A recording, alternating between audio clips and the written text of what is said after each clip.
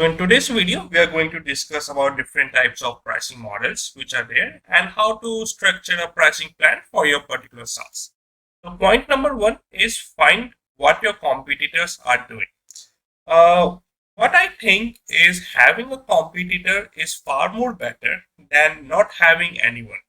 If you have a competitors or a person or someone who is actually doing maybe some kind of work that you are also doing with your SaaS, or the work is related into certain aspect, what you can do is that you can refer their model, you can see how they have structured it and how they are actually providing to the people, and you can also take those points into consideration to actually structuring your SaaS.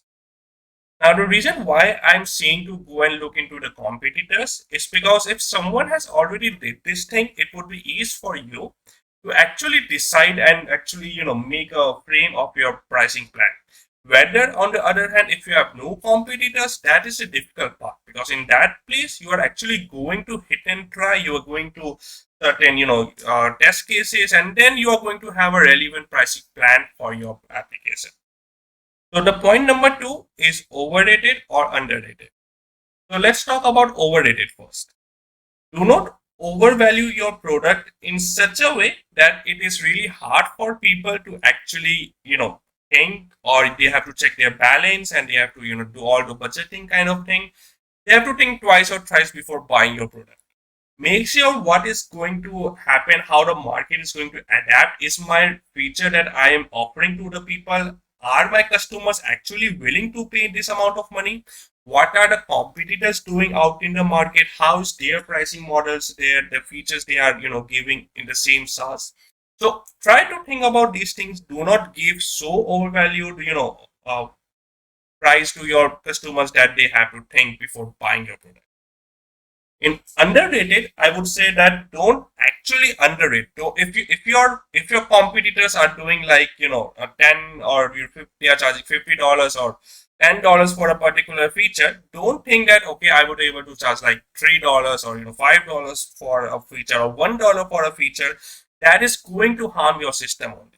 You have to come up with budget, you have to come up with a price, you also need to pay to the servers maintenance and all these things. You're not going to in starting, no one is going to invest you until and unless you have some value, you have some pre-built client base and potential.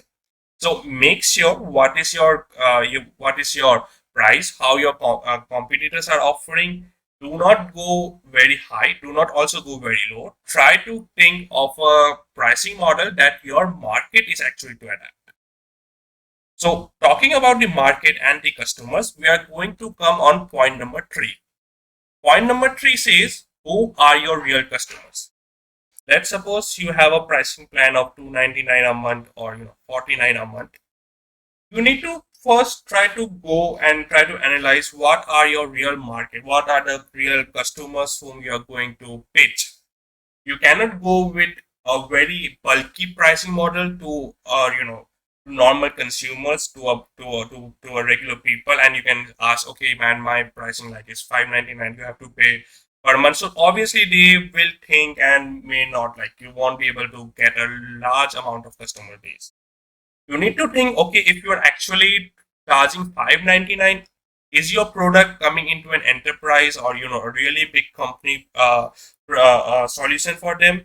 Are you giving all the features in terms of your enterprise solutions, what is offering, like management, payments? Then we have different hierarchies in the organization. Is all these things are getting incorporated in your application? If your application is just for the consumers, if your application is for anyone who could buy it, like $59 or $10, something which anyone can afford, that is very good. You have a very big market whom you can approach to. If you have a bulky pricing model, obviously you have a less number of clients, you have to go and pitch to this enterprise. But if they agree to pay, they agree to go with you, you have a deal, obviously you're going to earn lot amount of money as compared to consumer. Now, all these things that we discussed was about how to structure your payment, how to structure your packages and all. But before structuring, we also need to look on different models of pricing which are available through which we can make the use of. First is monthly subscription. as the name suggests, as you know, like monthly subscription is like charging your clients or customers on a monthly basis, like $49 a month, $59 a month, depending upon what is your pricing. So monthly subscription is like a recurring payment which happens every month. About 47 to 48 or 49% of the SaaS already in the market use the kind of subscription. Now, the second is annually based subscription. Now, in annual based subscription, you are going to charge your customers and clients on annual basis. You are going to give certain kind of perks, discount, offers, vouchers to your customers, and which they can obviously use to get your annual subscription package. Around 35 to 37, 36% of the actual SaaS product in the market are based upon annual subscription. The third point is pay as you go basis. Now, in pay as you go basis, the person is going to pay for the amount of service he has consumed from your platform. The example of pay as you go basis is MailChimp, where you are only going to pay for the service, the amount of service you have utilized. You're not going to have any recurring payment. You're not going to have any, invoices going to come next month. There won't be anything like that.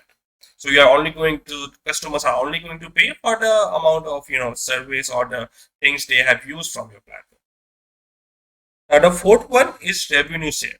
In revenue share, what happens is the SaaS application is going to get a cut of all the service or, any product or anything which is going to happen on the platform. It is going to get a percentage of cut or a sales from it.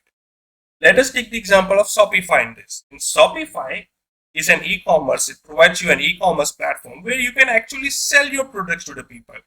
So Shopify actually get a cut from these products which is getting sell.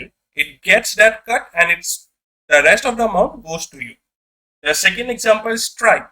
Stripe is a payment gateway which charges a certain percentage based upon all the transaction which is happening. Let's suppose you are trying to collect $599. Let's suppose Stripe is charging 2% fees or cut from it.